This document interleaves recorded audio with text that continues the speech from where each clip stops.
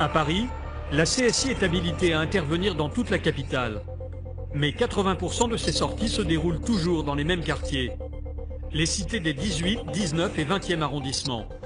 Des territoires où se concentre le trafic de drogue. Ces quartiers, Alexandre les connaît bien. Il les sillonne depuis 20 ans. On va aller voir ce qui se passe aujourd'hui sur le 2e district. Donc 19e arrondissement, 18e arrondissement, 20e, 10e. On va voir qui se balade là-bas. Dans les quartiers nord de Paris, les dealers profitent de la nuit pour faire fructifier leurs affaires. Alors Alexandre et ses collègues ne sont jamais les bienvenus.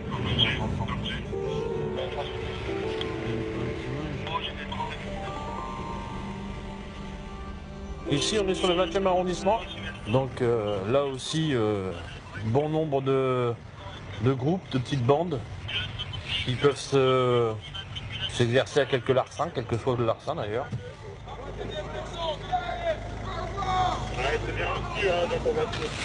Ah, je disais, c'est les petits noms d'oiseaux qui commencent à valser.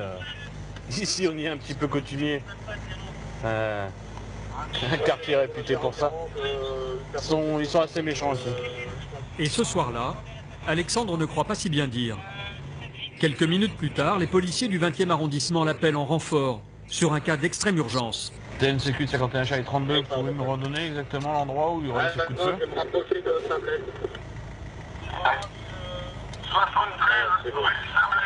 Saint-Blaise, sur le 20. Du 20 quoi. À demi-tour et de l'autre côté.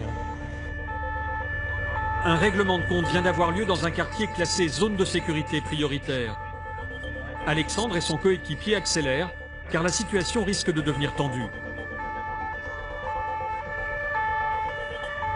C'est vers tout ce quartier justement où j'avais dit qu'il n'était pas rare qu'on prenne ou qu'on soit pris à partie là-bas.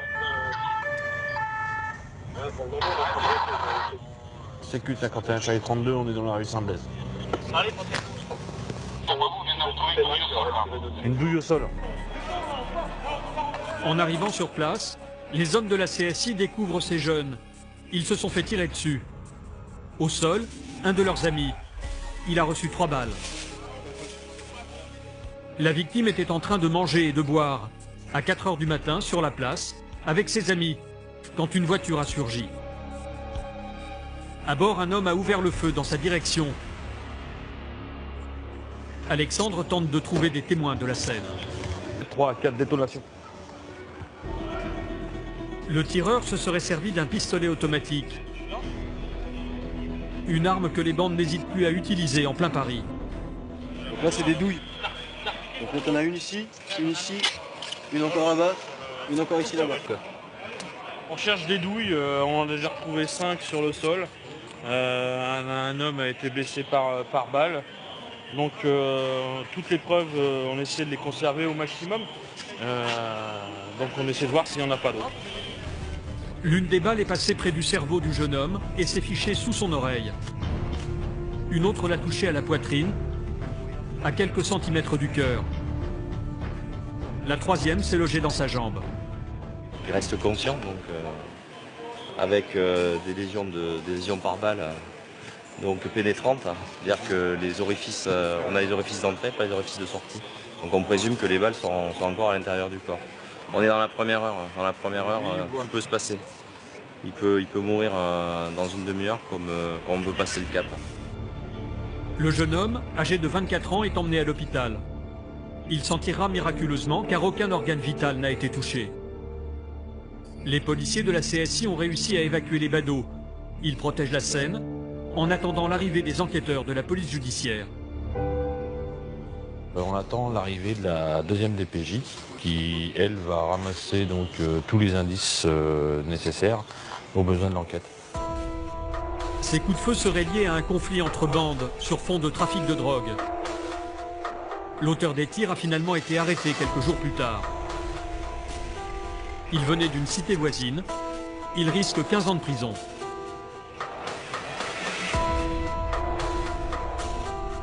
À Paris, des bandes rivales s'affrontent régulièrement. Elles viennent principalement du nord de la capitale Les jeunes des 18 et 19e arrondissements se donnent souvent rendez-vous pour en découdre, dans le quartier de l'Évangile.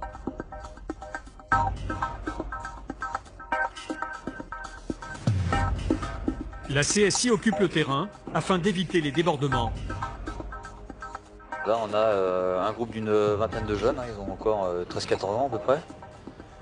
Et ce sont ces petits minots-là qui veulent en découdre avec des jeunes de leur âge, mais de l'arrondissement d'à côté. Voilà, et donc tous les soirs, c'est comme ça. Tous les soirs, c'est des rassemblements, ils se préparent, ils s'arment, et en essayant d'affronter la bande d'en face. Sans raison valable, les policiers ne peuvent pas obliger les adolescents à rentrer chez eux. Ils sont des dizaines à traîner sans rien faire.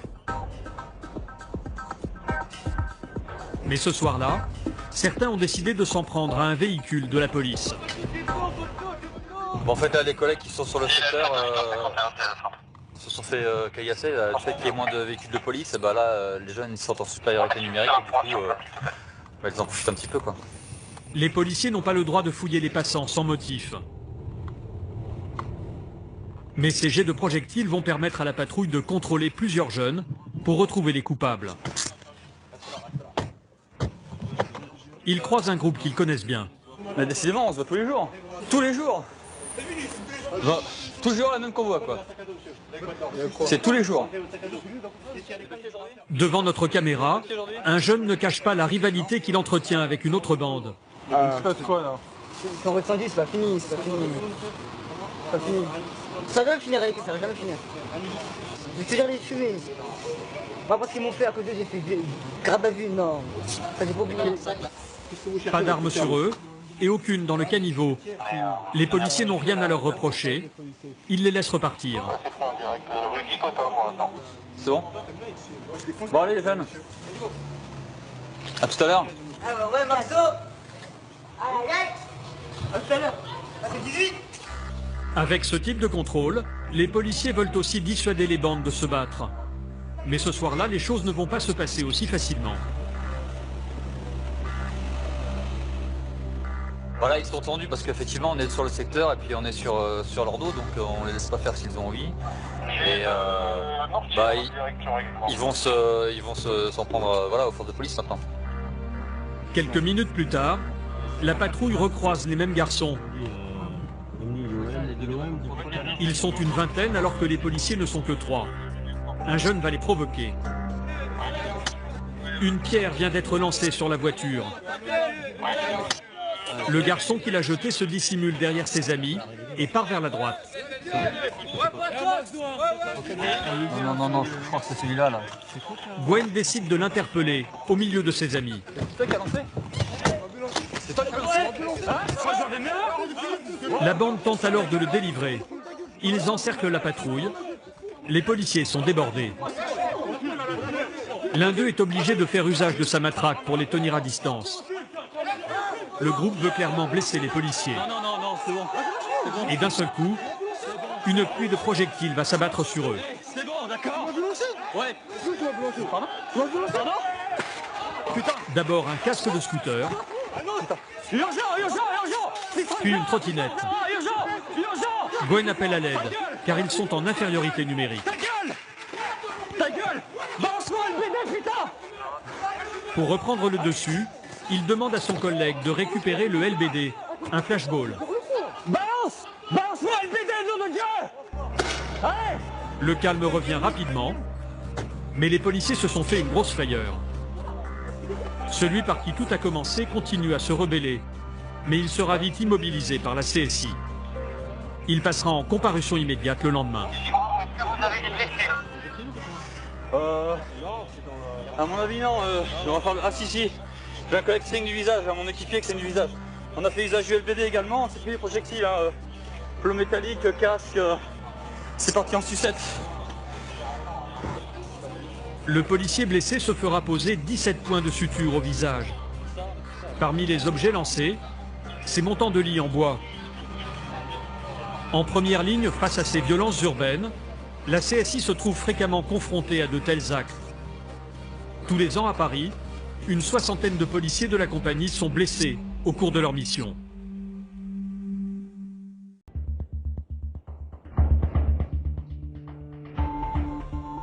En plus des policiers en tenue et en civil, la CSI dispose d'une unité très spéciale. Le groupe de soutien opérationnel, dirigé par le major Calmont. Des hommes surentraînés qui réalisent des interventions à haut risque. Là, il y a une double difficulté. Cette double difficulté, ça va être dans l'ouverture de la porte de l'appartement. Et la deuxième difficulté et dangerosité, c'est l'individu qui va effectivement chercher à se débarrasser de sa marchandise, mais en plus peut-être se défendre avec une arme. L'individu a déjà fait de la prison pour trafic de drogue et il a déjà été arrêté avec une arme de poing en sa possession. Les policiers s'attendent à ce qu'il soit de nouveau armé. Les forces de l'ordre ont cerné la cité. Le dealer serait actuellement dans son appartement. Mais en arrivant devant la porte, le major Calmont et ses hommes vont avoir une petite surprise. Porte ouverte. La porte blindée du suspect est ouverte. Une dizaine de policiers pénètrent sans attendre à l'intérieur.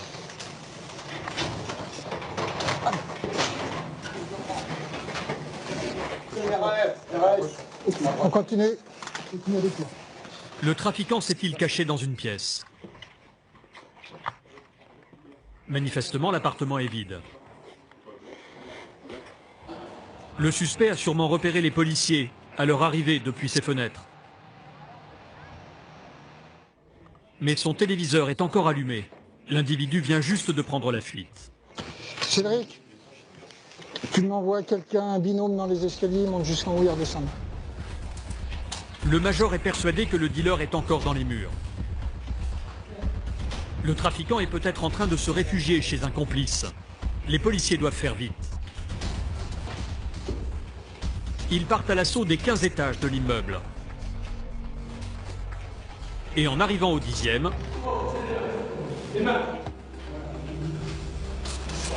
ils tombent sur le suspect qui tentait de sonner à cette porte.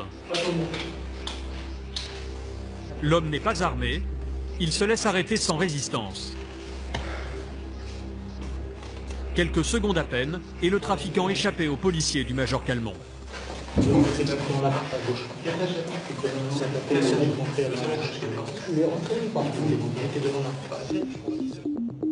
Que faisait le dealer devant cette porte? Un homme armé se cache-t-il derrière? Les policiers sont sur leur garde. Reste pas devant la porte, on sait jamais.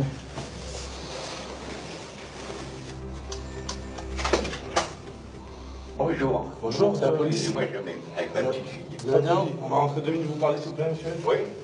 À défaut d'homme armé, les policiers tombent sur un grand-père. Un vieux monsieur pas vraiment suspect au premier abord. Et pourtant...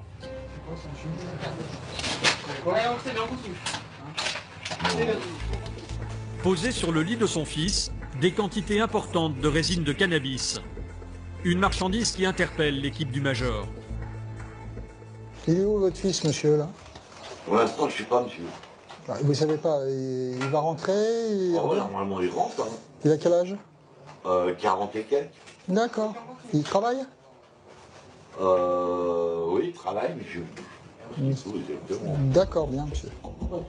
Les réponses de l'homme sont un peu trop évasives pour les policiers. Ils sont persuadés que son fils stocke la marchandise du dealer. Raison pour laquelle il a cherché à se cacher dans cet appartement. Les policiers ont déjà mis la main sur 800 grammes de cannabis, une quantité suffisante pour prouver l'existence d'un trafic. Et leur découverte ne s'arrête pas là. Ils tombent maintenant sur une réserve impressionnante de munitions. C'est des munitions perforantes, donc qui ont un fort pouvoir perforant. C'est pour ça C'est pas pour chasser sanglier, ça? C'est du revolver, c'est du 357, c'est des vieilles munitions, mais qui ont un... Voilà, là, voilà, c'est l'antipersonnel, on voit, avec ogive creuse, ça fait beaucoup de dégâts. Le major Calmont et son équipe viennent de mettre la main sur des munitions de guerre. Près de 300 cartouches. Ces individus pourraient être bien plus que des petits dealers de quartier. Plus surprenant encore, ils découvrent un gilet pare-balles qu'ils connaissent bien. C'est un gilet police qui a été volé. Vous avez l'écusson qui est ici, qui a été enlevé. Donc on voit bien que c'est un gilet de police. Et ce gilet de police, il a été volé ou détourné, je ne sais pas comment, ou voire donné. Plus la matière stupéfiante, on voit bien là qu'on a affaire à un trafic organisé. En général, les munitions sont suivies d'armes.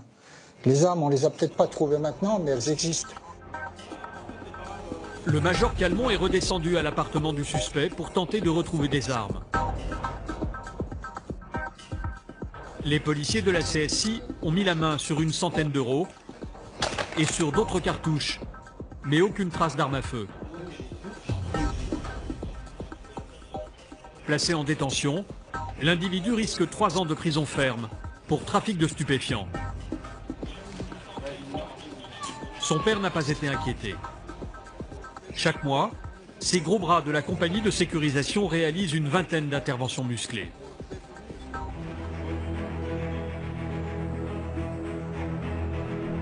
En dehors des interpellations à haut risque, les policiers de la CSI font face chaque année à des événements exceptionnels.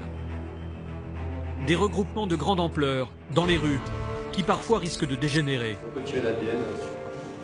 Cet après-midi, à la base de la CSI, une soixantaine de policiers sont présents.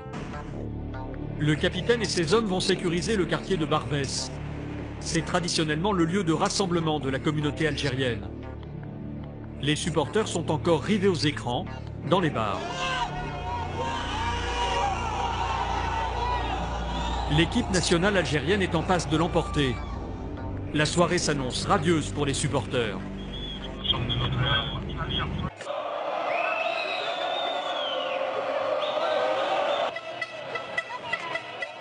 Des supporters escaladent un pilier du métro resté sans surveillance. En marchant sur cette armature métallique, le jeune homme risque sa vie. D'un côté, le vide. De l'autre, les rails du métro qui peut arriver à tout moment. J'ai un individu qui est monté sur l'armature métallique du métro Barbès. Vous pouvez voir avec la RATP pour faire bloquer le métro. Il ne faudrait pas qu'il vienne à tomber sur les rails. Comme maintenant on en a une dizaine, il y a quand même un vrai risque potentiel que celui puisse tomber et que le drame puisse arriver. Ils veulent en découdre avec les policiers. Les premiers projectiles pleuvent et dans les rues adjacentes, certains supporters provoquent les forces de l'ordre qui décident alors de les évacuer. Allez gars, ça suit, on suit les CRS là. Ça suit les CRS.